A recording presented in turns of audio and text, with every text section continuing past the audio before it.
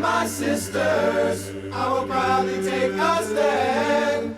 When liberty is in jeopardy, I will always do what's right. I'm out here on the front line, sleep in peace tonight, American soldier. I'm an American soldier.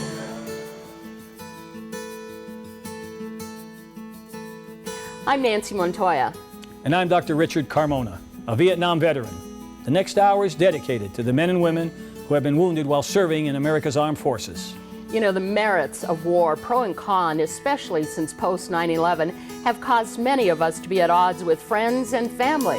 The reality is that war changes a person. There are the wounds that heal, then there are the men and women who might never be the same again. But our goal over the next hour isn't to debate the right and the wrong of it all. Rather, it is to share the stories of what happens when those men and women leave the battlefield and return home. This is the Army, Mr. Jones. No private rooms or telephones. You had your In 1943, during World War II, future President John F. Kennedy would earn his. He sustained injuries during his heroics in the rescue of the crew of PT-109.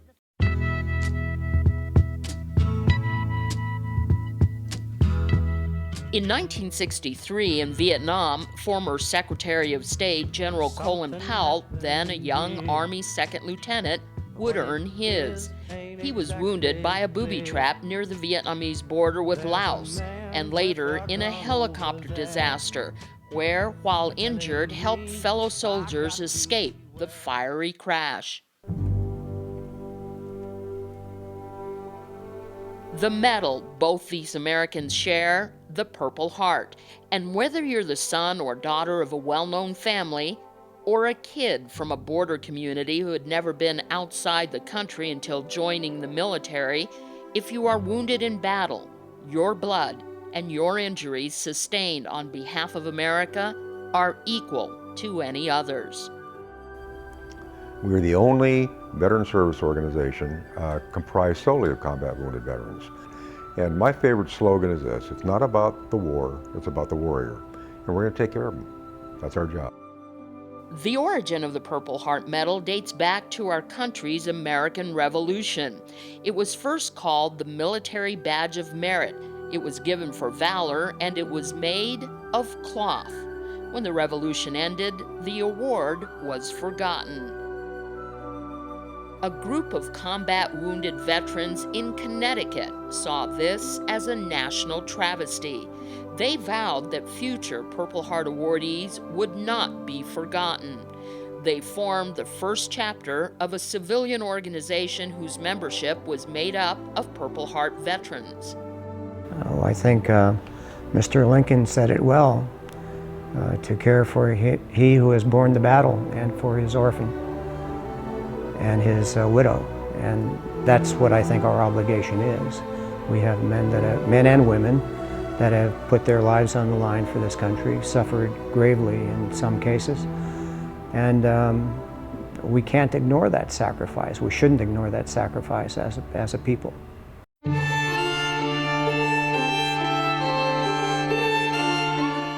It is a group dedicated to making sure that not one American serviceman or woman finds themselves in a battlefield of bureaucracy once they get back home.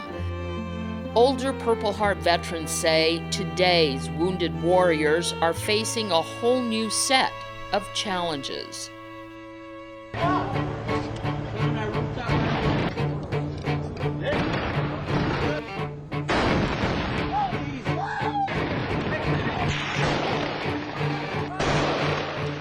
Back in the days that we joined the Marine Corps and were deployed to Vietnam, we were young, probably unmarried, didn't really have jobs. These ones being deployed today have been married, have children, have been in a job or a career for a while. When they come back, we now have a serious problem with homelessness, including women from the military from Iraq and Afghanistan. We have a problem with joblessness. where the veterans jobless rate is higher than the normal rate. And lastly, the suicide rate amongst the current military is significantly higher than it was in the past 25 years. So we have all these other issues that we need to address.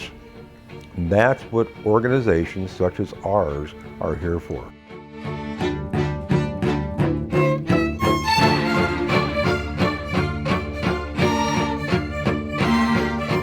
The reason right now that you're having the Gulf War vets, the Iraqi War, Afghanistan War vets getting the health care that they're getting is because it took the Vietnam vets to fight and fight and fight in Congress for decades to get that type of assistance and to get funding in the veterans hospitals.